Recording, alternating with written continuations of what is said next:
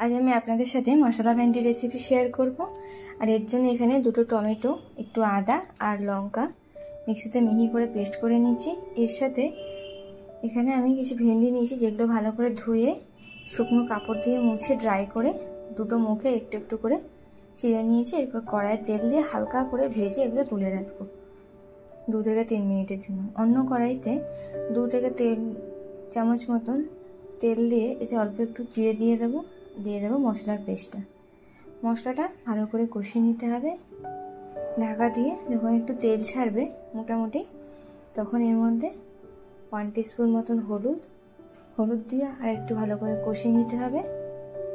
দিয়ে দেবো কাশ্মীরি লঙ্কার গুঁড়ি, অল্প অল্প করে মশলা দেবো আর কষিয়ে নেব। দিয়ে দিয়েছি একটু গরম মশলা।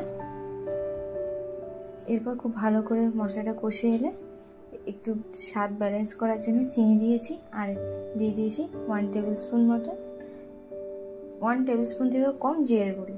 মশলা ভালো করে কষে এলে হাফ ভেন্ডি যে ভেজে রেখেছিলাম সেটা দিয়ে আর তার সাথে দিয়ে দেবো পরিমাণ মতন লবণ। মশলাটা খুব ভালো করে ভেন্ডির সাথে কষিয়ে লো ফ্লেমে ঢাকা দিয়ে কষিয়ে নেবে, কারণ এই ভেন্ডিটায় বেশি জল দেবো না। আমি এখানে 2 টেবিল চামচ মতন জল দিয়েছি। ঢেকে কষিয়ে নিলেই তৈরি।